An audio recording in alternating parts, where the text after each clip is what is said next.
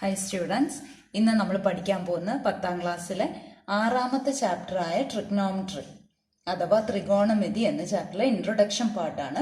അതായത് ഇവിടെ കോണുകളും വശങ്ങളും എന്നുള്ള ഭാഗമാണ് പഠിക്കുന്നത്. ത്രികോണമിതി എന്ന പേര് കേൾക്കുമ്പോൾ, ട്രിഗ്നോമെട്രി എന്ന പേര് കേൾക്കുമ്പോഴേ നമുക്ക് മനസ്സിലാകും ഇത് ത്രികോണങ്ങളെ പറ്റി അഥവാ ട്രയാങ്കിൾസിനെ പറ്റിയാണ് ഈ ചാപ്റ്ററിൽ പഠിക്കുന്നത്.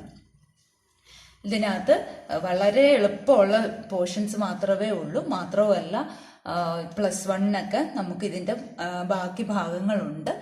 അപ്പോൾ ഇത് നല്ല രീതിയിൽ ശ്രദ്ധിച്ച് കേട്ട് മനസ്സിലാക്കി ആദ്യം തൊട്ട് കേട്ട് പഠിക്കുക. നമുക്കറിയാം ത്രികോണം അഥവാ ട്രയാങ്കിൾ എന്ന് പറഞ്ഞാൽ അതിന് 3 സൈഡ്സും 3 ആംഗിൾസുമാണ് ഉള്ളത്.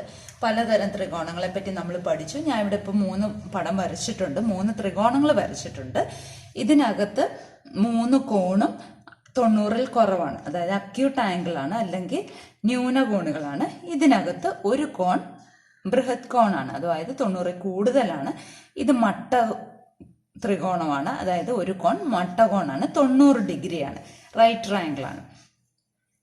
ഇനി നമുക്ക് അറിയാവുന്ന ഒരു കാര്യം, sum of the angles in a triangle എത്രയാണ്? Sum of the angles in a triangle അത് 180 ഡിഗ്രിയാണ്. 3 കോണുകളുടെയും തുക, അതായത് ഒരു ത്രികോണത്തിൽ 3 കോണുകളാണ്. അതിന്റെ അളവുകൾ ഏത് തരം ത്രികോണമായിക്കോട്ടെ 3 കോണുകളും കൂടെ കൂട്ടുമ്പോൾ 180 ഡിഗ്രി ആയിരിക്കും. ഇതൊക്കെ നമ്മൾ നേരത്തെ പഠിച്ചിട്ടുള്ളതാണ്.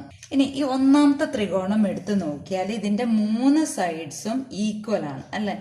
3 സൈഡ്സ് ആർ ഈക്വൽ. അപ്പോൾ എന്താ, 3 കോണുകളും ഈക്വൽ ആയിരിക്കും. 3 ആംഗിൾസ് ആർ ഈക്വൽ. അങ്ങനെയുള്ള ത്രികോണങ്ങൾക്ക് പറയുന്ന പേരെന്താണ്? സമഭുജ ത്രികോണം അഥവാ ഇക്വലാറ്ററൽ ട്രയാങ്കിൾ. ഇതൊക്കെ ജസ്റ്റ് ഒന്ന് നമ്മൾ ഓർക്കാൻ വേണ്ടിയിട്ട് പറയുന്നെന്ന് മാത്രമേ ഉള്ളൂ.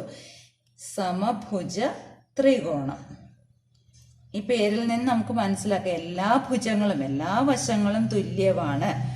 ഇനി ഇതിനകത്ത് ഒരു കോൺ, ത്രികോണം നോക്കിക്കേ, ഇതിന്റെ 2 വശങ്ങൾ തുല്യമാണ്, അല്ലെ? ആ 2 വശങ്ങൾ തുല്യമായിട്ടുള്ള ത്രികോണങ്ങൾക്ക് പറയുന്ന പേരെന്താ? ഐസോസിലസ് ട്രയാങ്കിൾ അഥവാ സമപാർശ്വ ത്രികോണം. സമപാർശ്വ ത്രികോണം. ഇനി നമുക്ക് പഠിക്കാനുള്ളത്, പിന്നെ നമുക്കറിയാവുന്ന എന്താണ്? കോണുകൾ തുല്യമാണെങ്കിൽ അവയ്ക്കെതിരെയുള്ള വശങ്ങൾ തുല്യമായിരിക്കും. ഇത് നോക്കിക്കുക, എല്ലാ വശങ്ങളും തുല്യമാണ്, എല്ലാ കോണുകളും തുല്യമാണ്. അപ്പോൾ ഒരു വശത്തിന് 5 സെന്റിമീറ്റർ ആണെങ്കിൽ എല്ലാ വശവും 5 സെന്റിമീറ്റർ ആണ്. എല്ലാ കോണും തുല്യമാണ്. ഓരോ കോണിന്റെ അളവ് എത്രയായിരിക്കും? 60 ഡിഗ്രി വെച്ചായിരിക്കും ഏത് ത്രികോണത്തിൽ? സമഭുജ ത്രികോണം അഥവാ ഇക്വിലാറ്ററൽ ട്രയാങ്കിൾ. സമപാർശ്വ ത്രികോണത്തിലെ 2 വശങ്ങൾ തുല്യമായിരിക്കും, അല്ലെ? അപ്പൊ അതിനെതിരെ കിടക്കുന്ന കോണുകൾ, അതായത് ഈ വശത്തിനെതിരെ കിടക്കുന്ന കോണല്ലേ ഇത്, അതേ അളവ് തന്നെയായിരിക്കും ഈ തുല്യമായിട്ടുള്ള 2ാമത്തെ വശത്തിന്റെ എതിരെ കിടക്കുന്ന കോണും, അതായത് ഈ കോണും. ഈ 2 കോണുകളുടെയും അളവുകൾ തുല്യമായിരിക്കും. അങ്ങനെയുള്ള ത്രികോണങ്ങൾക്ക് പറയുന്ന പേരാണ് സമപാർശ്വ ത്രികോണം. ഇനി ഈ ത്രികോണം എടുത്താലോ, ഏത് ത്രികോണത്തിലാണെങ്കിലും ഏറ്റവും വലിയ കോണിന്റെ അളവിന്റെ നേരെ എതിർവശത്ത് കിടക്കുന്ന വശത്തിനായിരിക്കും നീളം കൂടുതൽ. അപ്പൊ ഇതായിരിക്കും വലിയ വശം. മനസ്സിലായോ? അപ്പൊ ഇവിടെ നോക്കിക്കുക, ഇതൊരു മട്ടത്രികോണമാണ്, അല്ലെ? മട്ടകോൺ എന്ന് പറയുമ്പോൾ ഈ കോണിന്റെ അളവ് എത്രയാണ്? 90 ഡിഗ്രിയാണ്. അപ്പൊ ബാക്കിയുള്ളത് 90 കുറവായിരിക്കും, കാരണം എല്ലാം കൂടെ കൂട്ടുമ്പോൾ 180 വരാൻ പറ്റത്തുള്ളൂ. അപ്പൊ ഈ കോണിന്റെ നേരെ എതിർവശത്ത് കിടക്കുന്ന വശമായിരിക്കും ഏറ്റവും നീളം കൂടിയ വശം. ഒരു മട്ടത്രികോണത്തിന്റെ വശങ്ങൾക്കൊക്കെ പേരുകളുണ്ടല്ലോ. അതായത് ഏറ്റവും നീളം കൂടിയ വശം ഏതാണ്? ഹൈപ്പോട്ന്യൂസ് അഥവാ കർണം. ഹൈപ്പോട്ന്യൂസ് അഥവാ കർണം. ഇതൊക്കെ നമ്മൾ പഠിച്ചിട്ടുള്ളതാണ്. മറ്റേത് പാദവും ലംബവും, ബേസും ഓൾട്ടിറ്റ്യൂഡും ആയിട്ട് എടുക്കാം. ഇതൊരു മട്ടത്രികോണമാണ്, അല്ലെ? നമുക്കറിയാം ഈ കോണിന്റെ അളവ് 90 ഡിഗ്രിയാണെന്ന് നമുക്കറിയാം. ഇനി ഈ 2 കോണുകൾ തുല്യമാണെന്ന് വിചാരിക്കുക. തുല്യമാകുമ്പോൾ എത്ര വീതം വരും? ആകെ 180 ആണ്. 90 പോയി, ബാക്കി 90 2നും കൂടെയാണ് വീതിച്ചെടുത്തിരിക്കുന്നത്. അപ്പോൾ ഓരോന്നും 45 വെച്ചിട്ടായിരിക്കും. ഈ 2 കോണുകൾ തുല്യമാകുമ്പോൾ അതിനെതിരെയുള്ള വശങ്ങളും തുല്യമായിരിക്കുമല്ലോ. അപ്പോൾ ഈ കോണിന് എതിരെയുള്ള വശം, അതായത് ഇതല്ലേ, അതേപോലെ ഈ കോണിനെതിരെയുള്ള വശം ഇതാണ്. അപ്പൊ ഈ 2 വശങ്ങളുടെ നീളങ്ങൾ തുല്യമായിരിക്കും. അപ്പൊ ഇതിന് ഓരോന്നും 1 സെന്റിമീറ്റർ വീതമാണെന്ന് കരുതുക. 1 സെന്റിമീറ്റർ വീതമാണെങ്കിൽ ഈ ഹൈപ്പോട്ടന്യൂസ് അഥവാ കർണം, അതായത് മൂന്നാമത്തെ വശം എത്രയായിരിക്കും? നമ്മളിത് പഠിച്ചതാണ്. ഇതൊരു മട്ടത്രികോണമാണ്. മട്ടത്രികോണത്തിലെ ഒരു പ്രോപ്പർട്ടി നമ്മൾ പഠിച്ചതാണ്. എന്താണ്? പൈതഗോറസ് തിയറം അല്ലെ? പൈതഗോറസ് തത്വം എന്താണ്? Hypotenuse square equal to base square plus altitude square. 9th സ്റ്റാൻഡേർഡിൽ നമ്മൾ പഠിച്ചതാണ്. അതായത് കർണം സ്ക്വയർ ഈക്വൽ ടു പാദം സ്ക്വയർ പ്ലസ് ലംബം സ്ക്വയർ.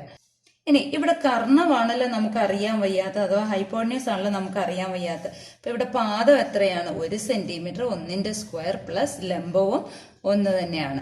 1 പ്ലസ് 1, 1 സ്ക്വയർ 1 തന്നെയാണ്. 1 പ്ലസ് 1 2. അതായത് കർണം സ്ക്വയർ ആണ് 2, അല്ലെങ്കിൽ കർണം സമം എന്ത് എഴുതാം? ആ സ്ക്വയർ മാറ്റാൻ വേണ്ടിയിട്ട് ഇപ്പുറത്തെ വലതുവശത്ത് റൂട്ട് ഇട്ട് കൊടുത്താൽ മതി. അപ്പൊ √2, അതായത് ഈ ഹൈപ്പോട്ടന്യൂസ് അഥവാ കർണം എന്ന് പറയുന്നത് √2 സെന്റിമീറ്റർ എന്ന് കിട്ടി. ഇത് നമ്മൾ പഠിച്ചിട്ടുള്ളതാണ് ഓൾറെഡി. അതായത് 90 ഡിഗ്രിക്ക് നേരെ എതിർവശത്ത് കിടക്കുന്ന വശമായ ഹൈപ്പോട്ടന്യൂസിന്റെ നീളം എത്ര കിട്ടി? √2 കിട്ടി അല്ലെ? ഇനി ഇവിടെ 1 സെന്റിമീറ്ററിന് പകരം 2 സെന്റിമീറ്റർ ആയിരുന്നെങ്കിൽ എന്ത് വരുമെന്ന് നമുക്ക് നോക്കാം. അപ്പൊ പാദം എന്തായി? 2 ആയി. 2 സ്ക്വയർ പ്ലസ് ലംബവും 2. 2 സ്ക്വയർ 4 ആണല്ലോ. 4 4 എത്രയാണ്? 8. ഇനി 8ന്റെ റൂട്ട് എത്രയാണ്? നമ്മളെങ്ങനെ ഇങ്ങനെ പ്രൈം ഫാക്ടറൈസേഷൻ വെച്ച് പഠിച്ചതാണ് അല്ലെ? 8നെ എത്ര കൊണ്ട് ഹരിക്കാം? 2 കൊണ്ട് ഹരിക്കാം. അപ്പൊ 4 കിട്ടി. വീണ്ടും 4നെ വീണ്ടും 2 കൊണ്ട് ഹരിക്കാം. അപ്പൊ 2 കിട്ടി. ഇപ്പൊ 2 പ്രാവശ്യം വരുന്നതിന് ഒന്നിച്ച് എടുത്തിട്ട് അതിനെ റൂട്ടിന്റെ പുറത്ത് എഴുതുക. ബാക്കിയുള്ളത് ഒറ്റയ്ക്ക് നിൽക്കുന്നതിന് റൂട്ടിനകത്ത് ഇടുക. അപ്പൊ 2√2 എന്ന് വന്നല്ലോ. അപ്പൊ ഈ ഹൈപ്പോട്ടന്യൂസ് അഥവാ കർണം എത്ര വന്നു? 2√2 വന്നു. ഇനി ഇത് നമുക്കൊരു ടേബിൾ വെച്ചിട്ട് പഠിക്കാം. ഇങ്ങനെ ടേബിൾ വരച്ച് പഠിക്കുകയാണെങ്കിൽ ഒരിക്കലും മറക്കുകയല്ല, നമുക്ക് എളുപ്പമുണ്ട് ചെയ്യാനായിട്ട്. അപ്പൊ ആദ്യം ഞാൻ 45ന്റെ എതിർവശത്ത് 1 സെന്റിമീറ്റർ എടുത്തത്. അപ്പൊ ഇവിടെയും 1 സെന്റിമീറ്റർ. അപ്പൊ നമുക്ക് ഹൈപ്പോട്ടന്യൂസ് കിട്ടിയത് √2 സെന്റിമീറ്റർ ആണ് കിട്ടിയത് അല്ലെ? ഇപ്പൊ എന്താ എടുത്തത്? 2 സെന്റിമീറ്റർ എടുത്തു. അപ്പോൾ 2 സെന്റിമീറ്റർ തന്നെ 45ന്റെ എതിർവശത്ത് 2 എടുത്തു. അപ്പൊ നമുക്ക് ഹൈപ്പോട്ടന്യൂസ് കിട്ടിയത് 2√2 ആണ് അല്ലെ? അപ്പൊ ഇവിടെ 4 എടുക്കുകയാണെങ്കിൽ ഇവിടെ ഹൈപ്പോട്ടന്യൂസ് എന്ത് വരും? 4√2 വരും. ഇപ്പോൾ ഇവിടെ 4 എടുക്കുകയാണ്, 45ന്റെ എതിർവശത്ത് 4 എടുക്കുകയാണെങ്കിൽ 4√2 വരും. അങ്ങനെയാണെങ്കിൽ 10 എടുക്കുകയാണെങ്കിൽ ഇവിടെയും 10 വരും, 10√2 വരും. മനസ്സിലായോ? അപ്പോൾ ഈ റേഷ്യോ നമ്മളിതിനെ അംശബന്ധത്തിൽ എഴുതുകയാണ്. അംശബന്ധത്തിൽ എഴുതി കഴിയുമ്പോൾ അത് പഠിച്ചു വെക്കുക. അതായത് 45 ഡിഗ്രി 90 ഡിഗ്രി വന്നാൽ ഒരു മട്ടത്രികോണത്തിന്റെ 3 കോണുകളുടെ അളവുകളായാൽ അതിന്റെ എതിർവശങ്ങളുടെ നീളം, അതായത് 45ന്റെ എതിർവശത്ത് 1:1:√2 എന്ന് വെച്ചാൽ ഈസ്റ്റു എന്തിനാ ഇടുന്നത്? അംശബന്ധത്തിൽ എഴുതുന്നത് എപ്പോഴും ഏറ്റവും ചെറിയ വാല്യൂയിലാണ് എഴുതുന്നത്. അപ്പൊ ഇവിടെ 5 ആണെങ്കിൽ ഇവിടെ 5, ഇവിടെ 5√2. ഇവിടെ 11 ആണെങ്കിൽ ഇവിടെയും 11, ഇവിടെ 11√2. ഇനി എപ്പോഴും ഇവിടെ നോക്കിക്ക്, ഇവിടെ എല്ലായിടത്തും √2 ഉണ്ട് അല്ലെ? ഇനി 10√2 എന്ന് പറഞ്ഞാൽ എന്താ? 10ന്റെ √2 ആണ് അല്ലെ? അപ്പൊ ഇവിടെ ഒരു 10 മാത്രം വന്നാൽ അപ്പൊ ഇവിടെ എഴുതുമ്പോ എന്ത് എഴുതണം? 10നെ √2 കൊണ്ട് ഹരിക്കണം. ഇവിടെയും അത് തന്നെയല്ലേ? 10നെ √2 കൊണ്ട് ഹരിക്കണം. ഇനി നമ്മൾ പഠിച്ചതാണ് 10നെ √2 കൊണ്ട് ഹരിക്കുമ്പോൾ താഴെ, അതായത് ഛേദമായിട്ട് ഡിനോമിനേറ്റർ ആയിട്ട് √2 ഒരിക്കലും എഴുതാറില്ല നമ്മൾ. അതിന് പകരം എന്താണ് ചെയ്യുന്നത്? അതേ √2നെ മുകളിലും താഴെയും ഒന്നും കൂടെ ഗുണിക്കുന്നു. ഒരേ സംഗതിയെ മുകളിലും താഴെ ഇട്ട് ഗുണിക്കുമ്പോൾ വിലയ്ക്ക് വ്യത്യാസം വരുമോ? ഇല്ല. കാരണം ഇത് തമ്മിൽ വെട്ടിപ്പോയിട്ട് 1 ആവും. 1 ഗുണം ഏത് നമ്പരും അത് തന്നെയാണ്. ഇനി 2 ഭിന്നസംഖ്യകൾ, 2 ഫ്രാക്ഷൻസിനെ ഗുണിക്കുന്നത് എങ്ങനെയാണ്? മുകളിലത്തെ നമ്പേഴ്സ് തമ്മിൽ ഗുണിക്കുക. അപ്പോൾ 10√2, അതായത് അംശങ്ങൾ തമ്മിൽ ഗുണിക്കുക, ന്യൂമറേറ്റേഴ്സ് തമ്മിൽ ഗുണിക്കുക, പിന്നെ ഡിനോമിനേറ്റേഴ്സ് തമ്മിൽ ഗുണിക്കുക, ഛേദങ്ങൾ തമ്മിൽ ഗുണിക്കുക. √2 × √2 എന്താണ്? 2 ആണ്. ഈ 10/2 എത്രയാണ്? 5. അപ്പോൾ 5√2 എന്ന് എഴുതാമല്ലോ. അതായത് ഈ 10/√2ന് പകരം 5√2 എന്നും എഴുതാം. ഇത് രണ്ടും തുല്യമാണ്. മനസ്സിലായോ? അപ്പോൾ ഇതിൽ നിന്ന് എന്ത് മനസ്സിലാക്കാം? 90ന്റെ എതിർവശത്തുള്ളത്, അതായത് കർണം അഥവാ ഹൈപ്പോട്ടന്യൂസിന്റെ നീളത്തിൽ √2 ഇല്ല എന്ന് വിചാരിക്കുക. അപ്പൊ അതിനെ √2 കൊണ്ട് ഹരിച്ചാൽ മതി മറ്റ് രണ്ട് വശങ്ങളുടെ നീളം കാണാൻ. അല്ലെങ്കിലോ അതിൻ്റെ പകുതി എടുത്തിട്ട് √2 അതിൻ്റെ കൂടെ ഇട്ടാൽ മതി. അപ്പോൾ ഇവിടെ ഒരു 8 വന്നതെങ്കിൽ പകുതി എടുക്കുമ്പോൾ 4 വന്നു, 4√2. അപ്പോൾ ഇതും 4√2 ആയല്ലോ. അല്ല, ഇവിടെ ഒരു ഇനി 13 വന്നു, പകുതി എടുക്കാൻ പറ്റത്തില്ല എങ്കിൽ നമുക്ക് 13/√2. അതിപ്പോൾ എത്ര വരും നമുക്ക് നോക്കാം. 13/√2നെ √2/√2 കൊണ്ട് ഗുണിക്കുക. അപ്പോൾ എന്ത് വന്നു? 13/√2/2 എന്ന് എഴുതാം. 13ന്റെ പകുതിയെ √2 കൊണ്ട് ഗുണിച്ചു. ഇങ്ങനെ എഴുതാമല്ലോ. 13ന്റെ പകുതിയെ √2 കൊണ്ട് ഗുണിച്ചു. അപ്പോൾ അതിനങ്ങനെ എഴുതാമല്ലോ.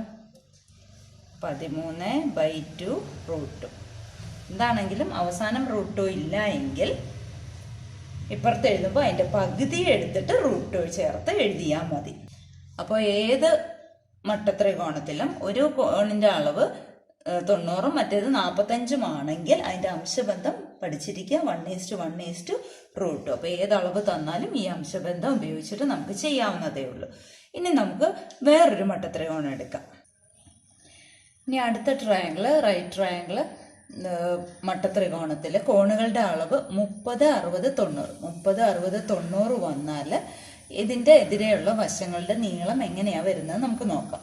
അപ്പോൾ ഇവിടെ നമുക്ക് ഈ കോൺ 60. അപ്പോൾ ഇതേ വലിപ്പത്തിലുള്ള ഒരു ത്രികോണം ഇപ്പുറത്തേക്ക് നമുക്ക് വരച്ചു നോക്കാം. അപ്പോൾ ഇവിടെയും 60 ഡിഗ്രി ആവുമല്ലോ, ഇത് 30 ആവുമല്ലോ. ടോട്ടൽ 30, 60 ആയല്ലോ. അപ്പോൾ ഈ മുഴുവനുമുള്ള ത്രികോണം എന്ന് പറയുന്നത് എന്തായി? സമഭുജ ത്രികോണമായി. കാരണം എല്ലാ കോണുകളുടെ അളവുകൾ 60 ഡിഗ്രി വെച്ചാണ്. അപ്പോൾ ഈ ഒരു വശത്തിന്റെ നീളം ഈ 2 സെന്റിമീറ്റർ തന്നിട്ടുണ്ടായിരുന്നു ആദ്യത്തെ ത്രികോണത്തിൽ, അല്ലേ? അതായത് ഹൈപ്പോട്ടന്യൂസ് അഥവാ കർണത്തിന്റെ നീളം. അപ്പോൾ അതേ അളവ് തന്നെയാണല്ലോ ഇത് മുഴുവനും കൂടെ. അതേപോലെ ഇതും 2 സെന്റിമീറ്റർ തന്നെയാണല്ലോ. ഇനി ഒരു സമഭുജ ത്രികോണത്തിന്റെ ഒരു വെർട്ടെക്സിൽ നിന്നും ഒരു മൂലയിൽ നിന്നും എതിർവശത്തിലേക്ക് വരയ്ക്കുന്ന ലംബം അത് മധ്യബിന്ദുവിൽ കൂടെ, മിഡ് പോയിന്റിൽ കൂടെ മാത്രമേ കടന്നു പോകത്തുള്ളൂ. നമ്മൾ പെർപെൻഡിക്കുലർ വരച്ചു കഴിഞ്ഞാൽ അത് മിഡ് പോയിന്റിൽ കൂടെ കടന്നു പോകത്തുള്ളൂ. അപ്പോൾ ഇത് 1 സെന്റിമീറ്റർ ആയില്ലേ? മിഡ് പോയിന്റ് എന്ന് പറയുമ്പോൾ ടോട്ടൽ 2 സെന്റിമീറ്റർ ആണെങ്കിൽ പകുതി 1 സെന്റിമീറ്റർ ആണ്. അപ്പോൾ നമുക്ക് ഇനി ഈ വശം കണ്ടുപിടിച്ചാൽ മതിയല്ലോ. അതായത് ആദ്യത്തെ ത്രികോണത്തിലെ ഉയരം നമുക്ക് കണ്ടുപിടിച്ചാൽ മതി. നമുക്കറിയാം hypotenuse square equal to base square plus altitude square ആണ്. കർണം സ്ക്വയർ ഈക്വൽ ടു പാദം സ്ക്വയർ പ്ലസ് ലംബം സ്ക്വയർ ആണ്. ഇവിടെ കർണമാണ്, അത് ഹൈപ്പോട്ടന്യൂസ് ആണ് 2 സെന്റിമീറ്റർ വന്നിരിക്കുന്നത്. അപ്പോൾ 2 സ്ക്വയർ ഈക്വൽ ടു ബേസ് 1 ആണ്. 1 സ്ക്വയർ പ്ലസ് ഓൾട്ടിറ്റ്യൂഡ് നമുക്ക് അറിയത്തില്ല.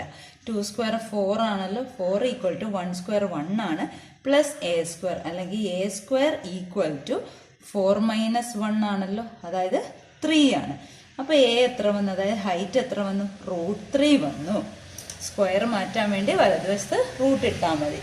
അപ്പോൾ ഇത് √3 വന്നില്ലേ? ഇനി നമുക്ക് ആദ്യത്തെ ത്രികോണം മാത്രം എടുക്കാം. 3 അളവുകളും കിട്ടിയല്ലോ. അതായത് ഇവിടെ 30ന്റെ എതിർവശത്ത്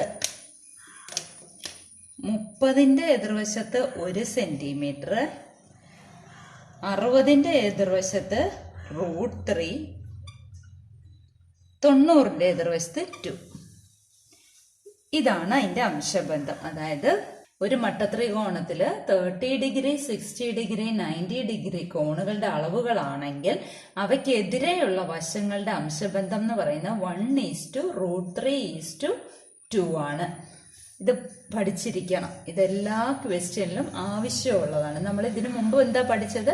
ഒരു മട്ടത്രികോണം അഥവാ റൈറ്റ് ട്രയാങ്കിളിൽ കോണുകളുടെ അളവ് 45 ഡിഗ്രി, 45 ഡിഗ്രി, 90 ഡിഗ്രി ആണെങ്കിൽ അവയ്ക്കെതിരെയുള്ള വശങ്ങളുടെ നീളം 1:1:√2 അംശബന്ധത്തിലാണ് വരുന്നത്. ഈ 2 പോയിന്റ് നമ്മൾ ഓർത്തിരിക്കണം. എപ്പോഴും ഈ ചാപ്റ്ററിൽ കംപ്ലീറ്റ് ആയിട്ടും ആവശ്യമുള്ളതാണ്. അപ്പോൾ ഇവിടെ നിന്ന് മനസ്സിലാക്കാം, 30ന്റെ എതിർവശത്ത് എത്രയാണോ നീളം അതിൻ്റെ ഇരട്ടിയായിരിക്കും 90ന്റെ എതിർവശത്ത് ഉള്ളത്. അപ്പോൾ ഇവിടെ 5 ആണെങ്കിൽ ഇവിടെ അതിൻ്റെ ഇരട്ടി എത്ര വരും? 10. ഇവിടെ 1 ആണെങ്കിൽ 1√3 ആണ് 60ന്റെ എതിർവശത്തെ നീളം. അപ്പം 5 ആണെങ്കിൽ 5√3 ആയിരിക്കും എതിർവശത്തിൻ്റെ നീളം. അപ്പം ഇവിടെ ഒരു 6 സെൻറ്റിമീറ്റർ ആയിരുന്നു 30ന്റെ എതിർവശത്തുള്ളതെങ്കിൽ 90ന്റെ എതിർവശത്ത് നേരെ ഇരട്ടി 12 സെൻറ്റിമീറ്റർ ആവും. ഇവിടെ 6√3 ആവും. അപ്പം ഇവിടത്തെ തന്നാൽ 90ന്റെ എതിർവശത്ത് 8 ആണെങ്കിൽ നേരെ 30ലേക്ക് പോവുക. 30 എത്ര? അതിൻ്റെ പകുതി 4. ഇവിടെ 4√3. അപ്പോൾ ഈ 60ന്റെ എതിർവശത്താണ് √3 കിടക്കുന്നത് അല്ലേ. ഇനി നമുക്ക് ഇവിടെയാണ് √3 ഉള്ളതെങ്കിലോ ഇവിടെ ഒരു 2√3 തന്നാൽ ഇതൊക്കെ എത്രയായിരിക്കും? ഇവിടെ 2√3 ആണെങ്കിൽ അതിൻ്റെ കൂടെ ഒരു ഇവിടെ 5 ആണെങ്കിൽ 5√3 വരണം. 5 × √3 അല്ലേ. അപ്പോൾ ഇവിടെ 2√3 ആണെങ്കിൽ 2√3 × √3 എത്ര വരും? √3 × √3 3 ആണ്. അപ്പോൾ 2 × 3 എന്ന് പറയും 6 വരും അല്ല ഇവിടെ. ഇനി ഇതിൻ്റെ ഇരട്ടിയായിരിക്കും ഇവിടെ. അപ്പോൾ ഈ 2√3 ആണെങ്കിൽ ഇരട്ടി എന്ന് പറയുമ്പോൾ 4√3 ആയിരിക്കും. മനസ്സിലായോ? അപ്പോൾ ഇവിടെ ഒരു 6√3 വന്നാൽ ഇതിൻ്റെ പകുതിയല്ല ഇവിടെ. അപ്പോൾ ഇവിടെ എത്ര വരും? 3√3 വരും. ഇനി 3√3യുടെ കൂടെ ഒരു √3 കൂടെ ഗുണിക്കുക. 3√3 × √3. അപ്പോൾ √3 × √3 3 ആണ്. 3 × 3 എന്ന് വരും. 3 3 സാർ എത്ര വന്നു? 9 വന്നു. മനസ്സിലായോ? അപ്പം നമുക്ക് ഏതെങ്കിലും ഒരളവ് തന്നിരിക്കും. ബാക്കി 2 വശത്തിൻ്റെ അളവുകൾ നമുക്ക് ഈ അംശബന്ധം വെച്ചിട്ട് ഈ റേഷ്യോ വെച്ചിട്ട് നമുക്ക് കണ്ടുപിടിക്കാം. കാരണം എന്തുകൊണ്ടാണ് 45 45 90 ഡിഗ്രി ആണെങ്കിലും 30 60 90 ഡിഗ്രി ആണെങ്കിലും വശങ്ങളുടെ നീളങ്ങൾ മാറുന്നത് ഒരേ തോതിലാണ് അല്ലേ. 9th പഠിച്ചതാണ് ഇതൊക്കെ. അപ്പം അതെല്ലാം ഓർക്കണം. ഇനി ഈ ഒരു റെക്റ്റാങ്കിൾ, ഈ റെക്റ്റാങ്കിളിൻ്റെ ഡയഗണൽ വരച്ചിട്ടുണ്ട്. അതിൻ്റെ നീളം 50 സെൻറ്റിമീറ്റർ ആണെങ്കിൽ ഈ റെക്റ്റാങ്കിളിൻ്റെ ലെങ്ത്തും ബ്രെഡ്ത്തും നീളവും വീതിയും കണ്ടുപിടിക്കണം. വികരണമാണ് 50 സെൻറ്റിമീറ്റർ. അപ്പോൾ ഞാൻ എന്താ ചെയ്യാൻ പോകുന്നതെന്ന് വെച്ചാൽ ഈ വികരണത്തിൽ കൂടെ മുറിച്ചിട്ട് 2 ട്രയാങ്കിൾസ് ആക്കാൻ പോവുക. അപ്പോൾ 2 ട്രയാങ്കിൾസ് കിട്ടുമല്ലോ.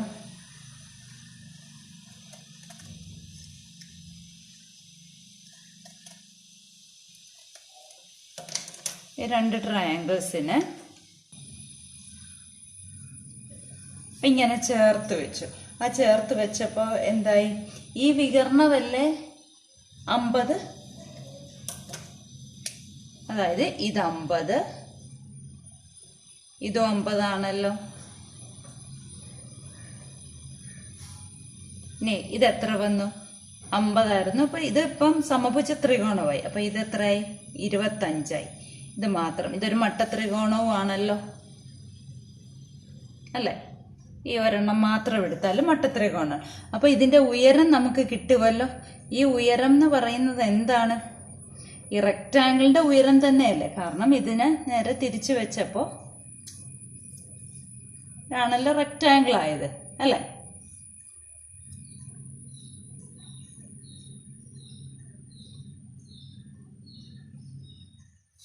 ഇനി ഇവിടെ നമുക്ക് പൈതഗോറസ് തിയറം അപ്ലൈ ചെയ്യാം. Hypotenuse square equal to base square plus altitude square. Hypotenuse 50 ആണ്. 50 square equal to base 25 square. പാദം 25, കർണം 50. ലംബം നമുക്ക് അറിയത്തില്ല. ലംബം സ്ക്വയർ. 5ന്റെ സ്ക്വയർ 25 ആണ്. അപ്പോൾ 50ന്റെ സ്ക്വയർ ആകുമ്പോൾ 2500.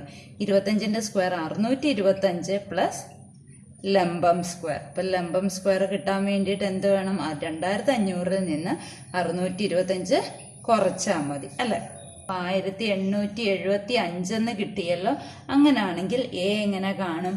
ഈ 1875-നെ നമുക്ക് ഇങ്ങനെ പ്രൈം ഫാക്ടറൈസേഷൻ ചെയ്താൽ മതി.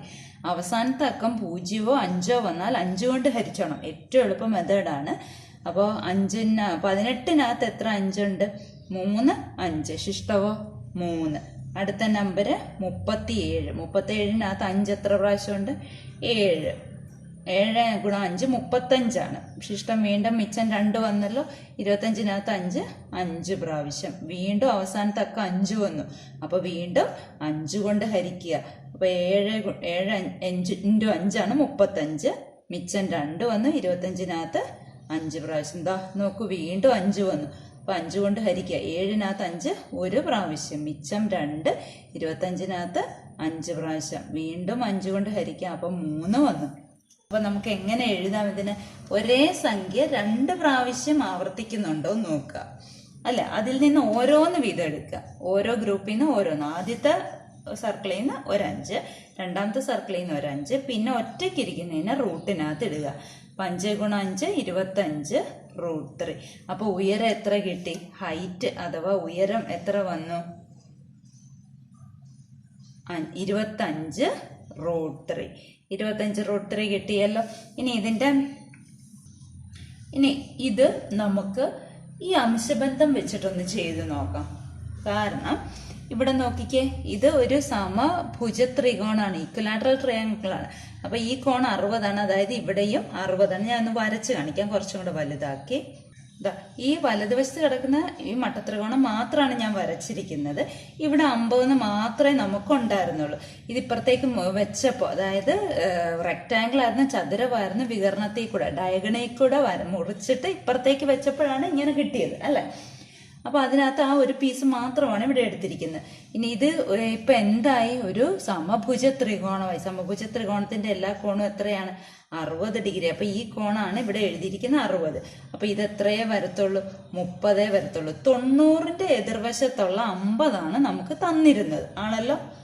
അപ്പൊ 90ന്റെ എതിർവശത്തുള്ളതിന്റെ നേർപകുതി ആയിരിക്കുമല്ലോ 30ന്റെ എതിർവശത്ത്. അപ്പൊ 30ന്റെ എതിർവശത്ത് എത്ര വന്നു? 30ന്റെ എതിർവശം ഇവിടെയല്ലേ, അത് എത്ര വന്നു? 50ന്റെ പകുതി 25. ഇനി ഇത് കിട്ടിക്കഴിഞ്ഞാൽ ഇവിടത്തെ കിട്ടുമല്ലോ. 60ന്റെ എതിർവശത്തുള്ളത് എങ്ങനെയാണ്? ഇവിടെ 1 ആണെങ്കിൽ 1 √3. ഇവിടെ 25 ആകുമ്പോ 25 √3. മനസ്സിലായോ?